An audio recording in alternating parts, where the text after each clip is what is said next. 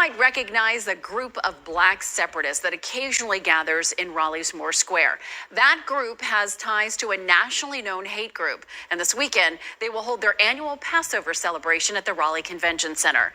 WREL's Joe Fisher is live in downtown Raleigh. And Joe, the gathering is raising some concerns. Deborah, this group is widely viewed as anti-Semitic and anti-white. The city tells me they expect about 500 members here at the convention center this weekend. Today we found out that the contract for this event was finalized more than 4 months ago, back in November. But the city, along with the mayor, say they just found out exactly who rented this space earlier this week. Your past is your protection, supposed to be.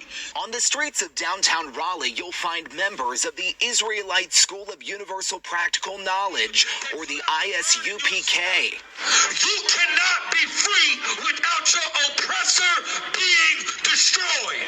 Let me tell y'all something, brothers and sisters.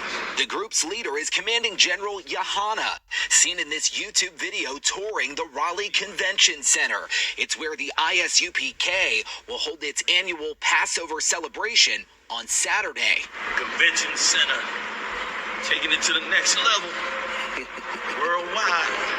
The group is part of the Radical Hebrew Israelites, which the Southern Poverty Law Center identifies as a hate group for its anti-Semitic, anti-white, and anti-LGBT views, and chapters that, quote, perpetuate the anti-Semitic belief that so-called Jews have stolen their identity and birthright. They call us a hate group because we turn around and say the white man is the devil for the things that he's done. The word devil just means adversary.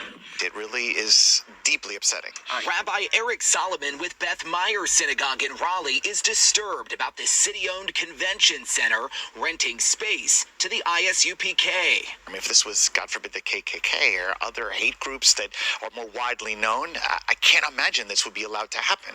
The city says the space was rented by a third party, writing in a statement, "We were not aware of any relationship between TGF Solutions Incorporated and the referenced group, and the event was handled in the same manner as all other bookings. Our expectation is that the group will adhere to all contract terms." It appears there's some loophole here that needs to be looked at more closely. Rabbi Solomon says he respects people's First Amendment rights, but feels the city should not make space for hate.